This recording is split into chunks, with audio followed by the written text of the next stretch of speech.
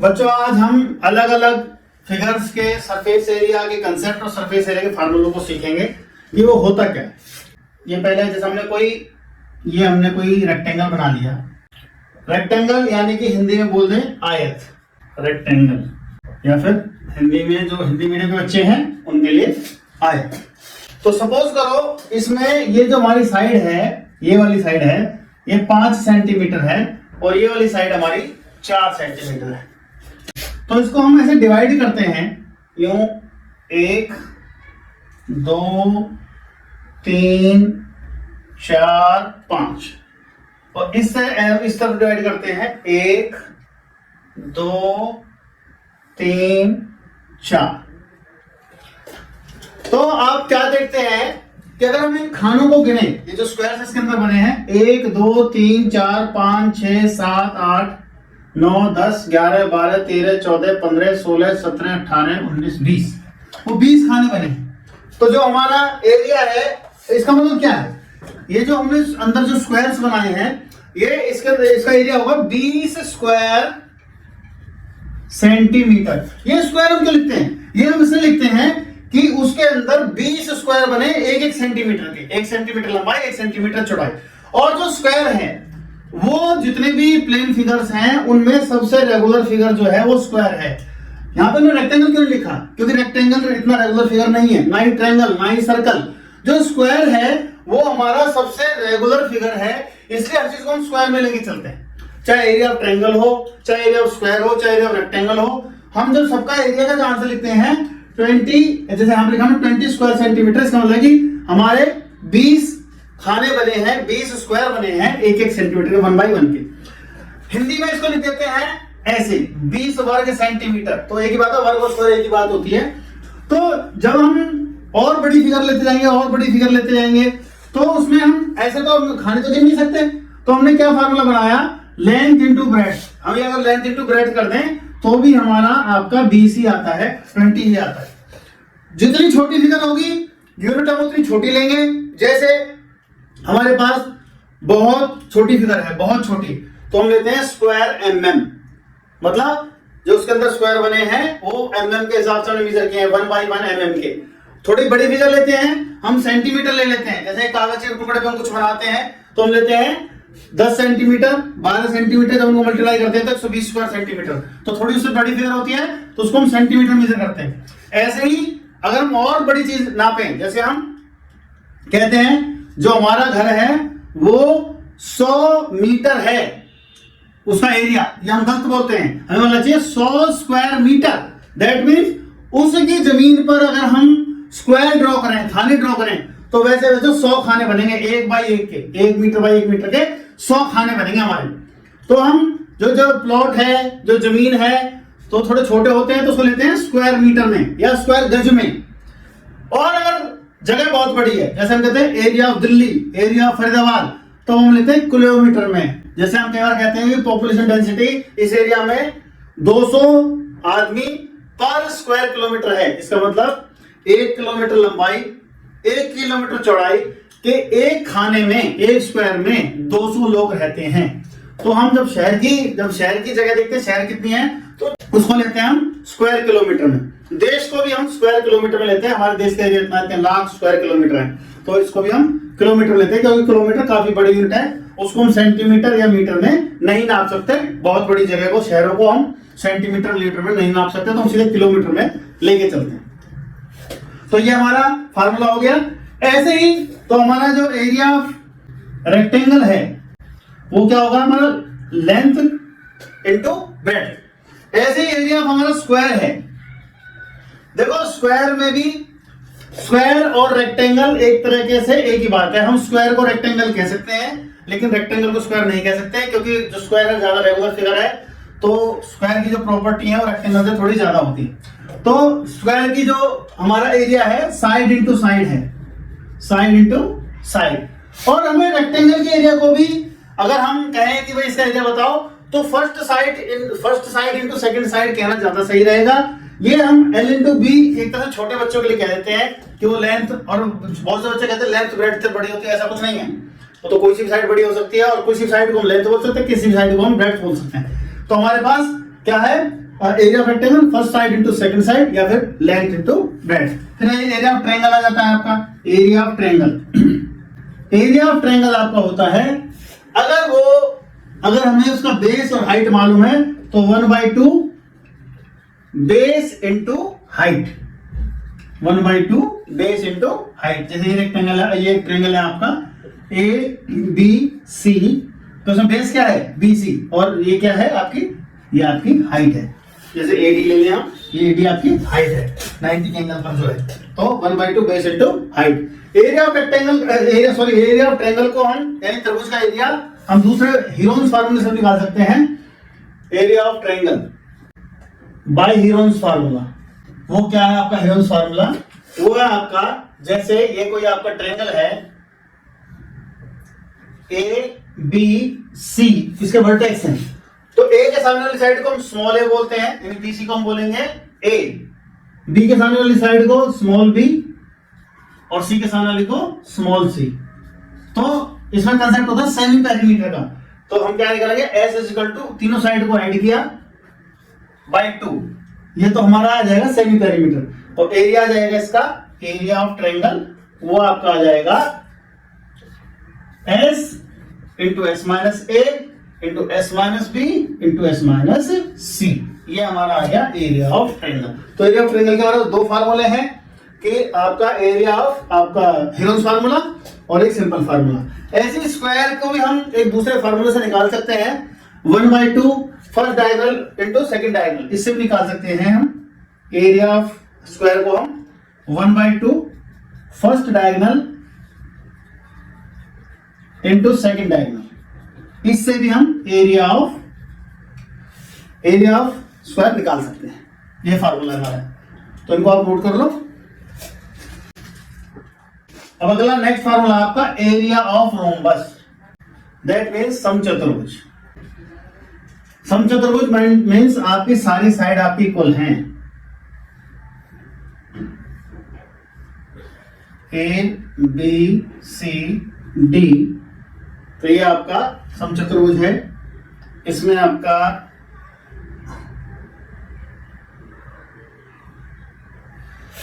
पहले तो आप समचतुर्भुज की थोड़ी सी प्रॉपर्टी को समझना पड़ेगा आपको। जो आपका रोम्बस होता है उसमें सारी साइड्स इक्वल होती हैं, यानी कि ये साइड ये साइड ये साइड ये साइड सारी साइड्स इक्वल होती हैं। दूसरी बात, इसके जो डायगोनल्स होते हैं एक दूसरे को परपेंडिकुलर पर बाइसेक्ट करते हैं, that means BO is equal to DO और AO is equal to OC, यानी बाइसेक्ट हो गया है, तो बाइसेक्टर प्रॉपर्टी होगी। इसके अलावा AOB is equal to BOC is equal to COD is equal to DOA। ये सभी एंगल आपके 90 के होंगे, ये 90 ये 90 ये 90 ये 90। तो इसका जो एरिया है, एरिया ऑफ रोम्बस जो होगा वो होगा base into height, base into height. अब हाइट के बारे में कई बार बच्चा कंफ्यूज होता है। जैसे इसको मैं अगर आपको बताऊं तो आपने AB जैसे बेस लिया तो इसकी हाइट AD नहीं है, हाइट होती है जो परपेंडिकुलर लाइन होती है, हाइट इसकी ये है DE, इसको हम DE बोल सकते हैं। तो अगर आपको बेस और हाइट पता है रोम्बस की तो सीधा सीधा फार्मूला है बेस इंटू हाइट, यही पैरेललोग्राम का है, यही रोम्बस का है। लेकिन अगर आपको सीधा सीधा फार्मूला नहीं पता, आपको डायगोनल की लेंथ पता है, तो इसका एक फार्मूला ये भी होता है कि 1/2, अलग लिख देता हूं उसको, इस फार्मूले को अलग लिख देता हूं, कंफ्यूजन हो जाएगा। 1/2 into first diagonal into second diagonal,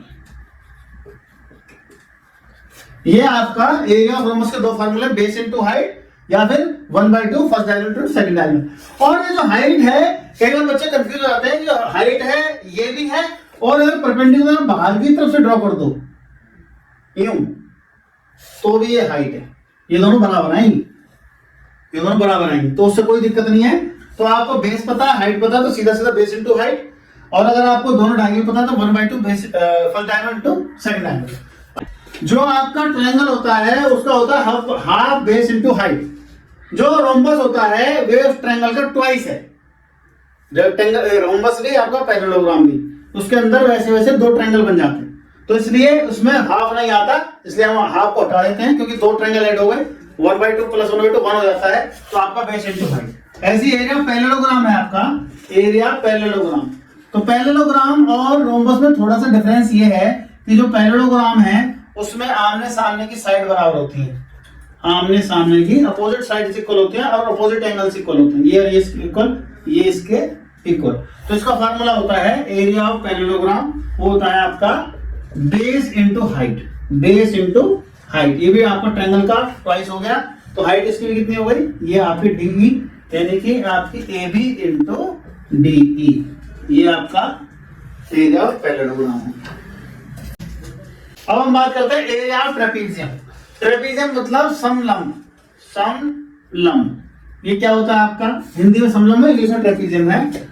अगर कोई आपका क्वाड्रिलेटरल है, कोई आपका चतुर्भुज है, उसकी दो साइडें पैरेलल हैं, दो साइड से पैरेलल हैं, ए बी सी डी, दो साइड उसकी पैरेलल है, दो साइड अनपैरेलल है, तो उसका एरिया जो हमारा होगा वो होगा आपका, वो होगा half into parallel sum of parallel sides, sum of parallel side into उनके बीच का डिस्टेंस या हाइट भी बोल सकते हैं।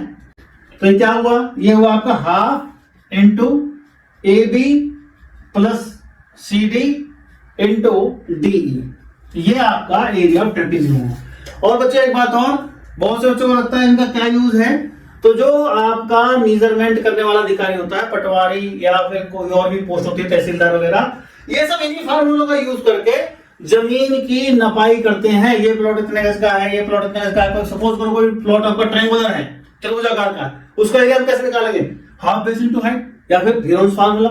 कोई आपका मान लो पेंटागन टाइप का है, तो उसको हम पेंटागन का एरिया लगाएंगे, कोई हेक्सागन का हेक्सागन का एरिया लगाएंगे। तो ये सारे फार्मूले आपके जमीन के मेजरमेंट में काम आते हैं और बहुत इंपॉर्टेंट फार्मूले। बच्चों हाइट देखो, जब हमारे पास सामने फिगर होती है तो टीचर तो एक ही मेथड से आपको पढ़ा देता है। हाइट का मतलब ये है, अगर आप उसको प्रैक्टिकली करो, आपका कोई प्लॉट है तो आपकी मर्जी है आप कहां से हाइट लेते हो। जैसे आपका ये ट्रायंगल है, ये आपका ट्रायंगल है, तो आप किसी भी साइड से परपेंडिकुलर ड्रॉ कर दो। जैसे मान लो आप ये ए बी सी है और हम इस पर हर साइड से परपेंडिकुलर आपको ड्रॉ करके दिखा रहे हैं। ये ए डी हो गया आपका और ये आपका बीई हो गया और ये आपका सी एफ हो गया। ये सारे आपके 90 के एंगल हो गए। अब मैं आपसे पूछूं एरिया ऑफ दिस ट्रायंगल, तो आप क्या कर सकते हो, 1/2 एरिया ऑफ ट्रायंगल एबीसी।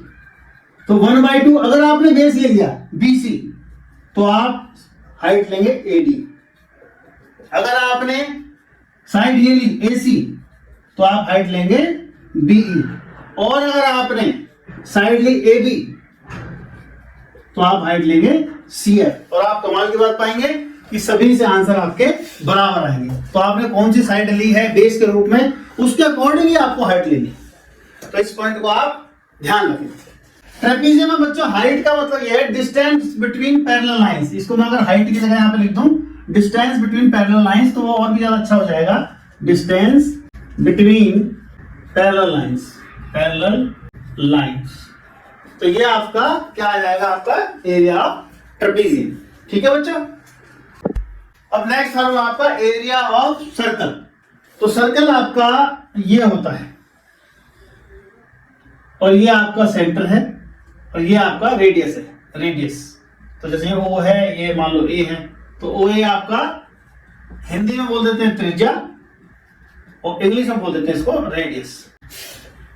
तो इसका जो फार्मूला होता है वो होता है एरिया ऑफ सर्कल होता है आपका, एरिया ऑफ सर्कल होता है pi are square, pi are square. ये इसका फार्मूला होता है।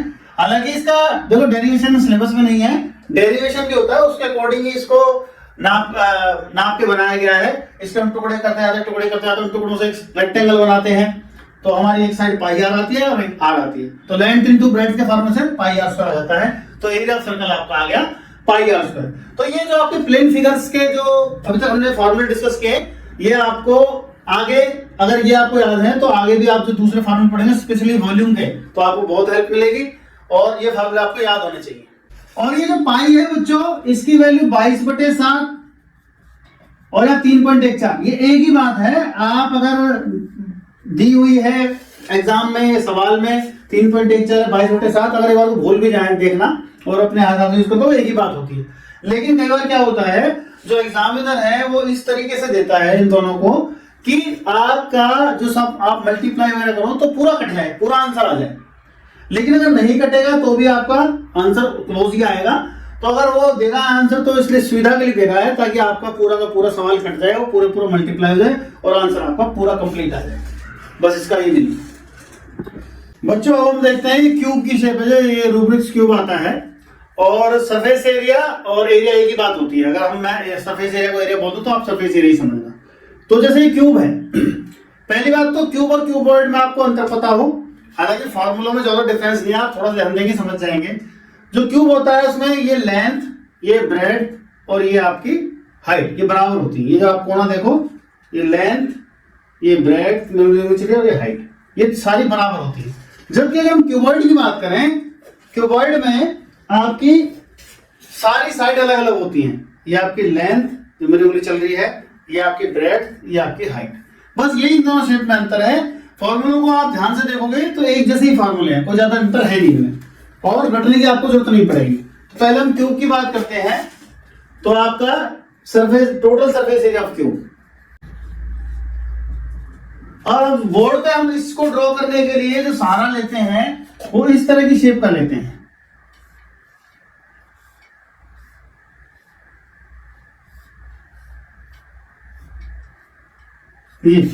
तो कई बार बच्चों को ये थोड़ा सा समझने में दिक्कत होती है, लेंथ ब्रेड्थ हाइट को, तो इसको आप आराम से देख सकते हो, लेंथ ब्रेड्थ इसमें हाइट। तो इसमें आप देखो, जैसे इसमें आपके पास कितने फेस हैं, 1 2 3 4 5 6 फेस हैं इसमें। तो 6 सरफेस एरिया निकलेंगे, दैट मीन 6 को जोड़ दो। अगर एक की साइड आप ए लेते हो तो आप इसमें 6 स्क्वायर हो गए, तो आपकी एक ही साइड लेते हो ए तो दूसरी भी ए होगी, तो आपका 6 इंटू साइड स्क्वायर। तो अगर आप साइड को ए लेते हो तो 6a स्क्वायर, यहां से बनता है आपका ये area of, total surface area of cube. और अगर आपसे पूछा जाए कि एरिया ऑफ 4 वॉल्स या 4 साइड्स, 1 2 3 4, 1 2 3 4, अगर कोई कमरा क्यूब शेप का है और आपसे पूछा जाए एरिया ऑफ आपका 4 वॉल्स, तो आप इसको छोड़ दोगे, छत को छोड़ दोगे, फर्श को छोड़ दोगे, तो कितने फेसेस हो गए, 4 फेसेस हो गए यहाँ पे। तो उसमें एरिया ऑफ 4 वॉल्स जो है, हालांकि क्यूब का क्वेश्चन कम आता है लेकिन फिर भी आप समझ लो, तो area of 4 walls of cube वो होगा आपका 4a square, 4a square. Next है आपका क्यूबॉइड।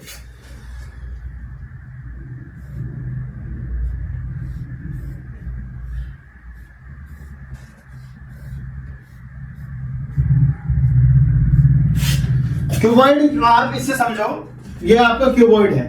मतलब क्यूबॉइड जो है अगर आप समझो तो जैसे आपने दो क्यूब को जोड़ दिया, मतलब उससे क्या होगा, आपकी लेंथ की साइज बदल जाएगी, ब्रेड्थ की साइज बदल जाएगी, हाइट की बदल जाएगी।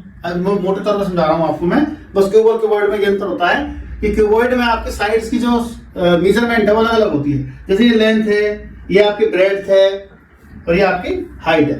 तो आप अगर हम आपसे बात करें इसका टोटल सरफेस एरिया, तो इसका इसमें कितने आपके जैसे फिगर कितनी है, जैसे ये L है आपकी, ये L है आपकी, और ये आपकी B है और ये आपकी H है।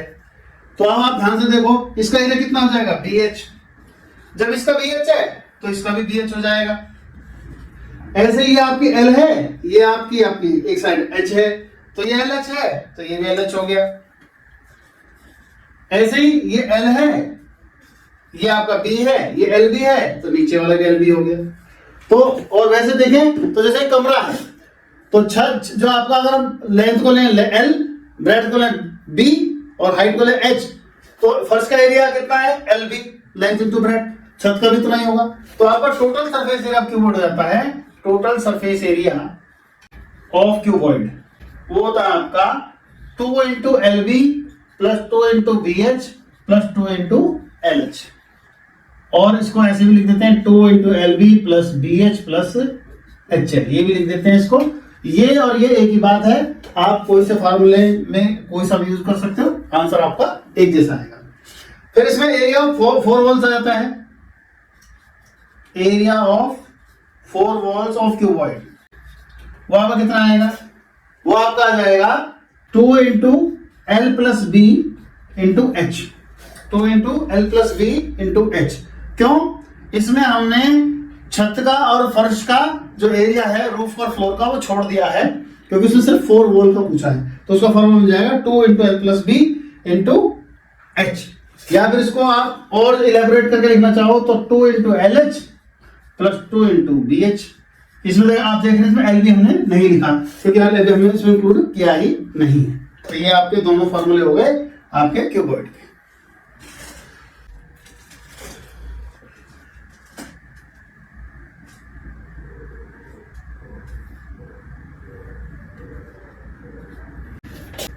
अब है आपका सिलेंडर। तो सबसे पहली बात तो आपको ये समझनी है, बार बार लिखता हूं, right circular cylinder, right circular cylinder. इसका मतलब क्या होता है, राइट सर्कुलर सिलेंडर का मतलब ये है कि जो आपका सिलेंडर है वो सीधा है, यानी कि 90 के एंगल पर है, ये एंगल जो है 90 है, कोई खास बात नहीं है, सिलेंडर नहीं लिखेगा, वो राइट सर्कुलर सिलेंडर लिखेगा। तो आपका जो एरिया होता है वो हमेशा आपका, जैसे इसका एरिया निकालना है तो उसमें 2 तरह के एरिया होते हैं, वो होता है तो कर्व्ड सरफेस एरिया और एक होता है आपका टोटल सरफेस एरिया। तो सबसे पहले तो कर्व्ड सरफेस एरिया का मतलब समझो आप, ये है आपका राइट सर्कुलर सिलेंडर। इसमें 2 एरिया होते हैं, एक तो कर्व्ड सरफेस एरिया, हिंदी बोलते हैं वक्र पृष्ठ का क्षेत्रफल। कर्व्ड सरफेस एरिया मतलब ये वाला एरिया जो मेरी उंगली चल रही है, ये घुमा हुआ बाहर, ये है आपका curved surface area.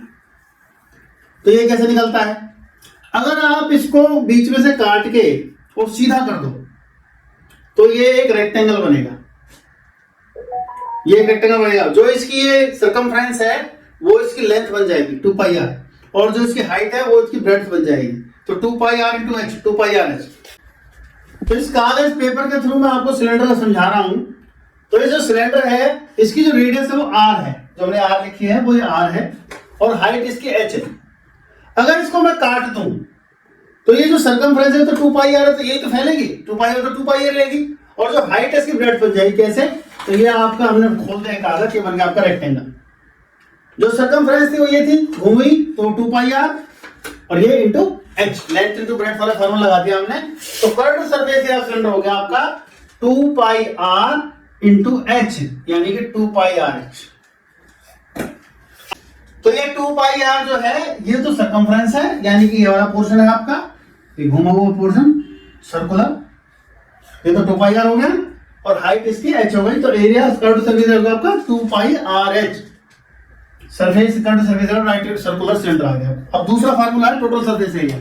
Total surface area हम तब निकालते हैं जब हमारे पास जो सिलेंडर है, जो डिब्बा है, उसके दोनों तरफ ढक्कन लगे हो, बंद हो। ये यहां से बंद है, ये आपका यहां से बंद है, दोनों तरफ से ये बंद है, तो ये आपका तब हम निकालते हैं टोटल सरफेस एरिया। तो पूछता है एग्जामिनर हमसे ऐसे, ये यहां से बंद है, यहां से बंद है, तो इसमें 2 सर्कल हैं, तो आपका टोटल सरफेस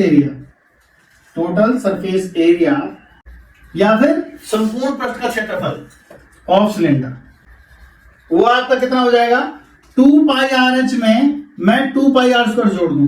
2 सर्कल है, एक सर्कल का एरिया पाई आर स्क्वायर होता है, 2 सर्कल का एरिया 2 पाई आर स्क्वायर हो गया। तो आप इसमें 2 पाई आर कॉमन ले लो और अंदर हो जाएगा h प्लस आर। ये फार्मूला भी आप लेके चल सकते हो, ये भी दोनों एक ही बात है, खाली कॉमन लिया है हमने, तो 2 pi are h plus are या 2 pi are h 2 pi are एक ही बात है आपका। तो ये होगा फार्मूला आपका राइट सर्कुलर सिलेंडर का। अब हम बात करते हैं कोन की। कोन यानी मिट्टी का तेल डालने की कीप, आपकी केरोसिन जो कीप होती है वो आपकी कोन होती है।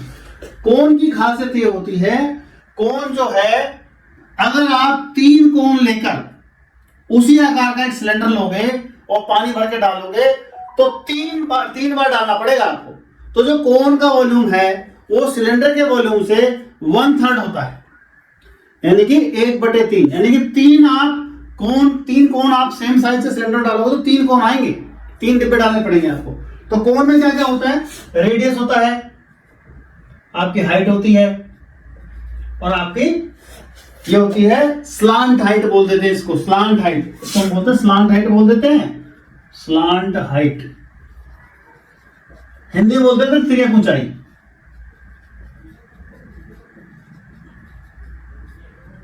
हिंदी में बोलते तिर्यक ऊंचाई, इंग्लिश में बोलते स्लांट हाइट। ये आपका रेडियस है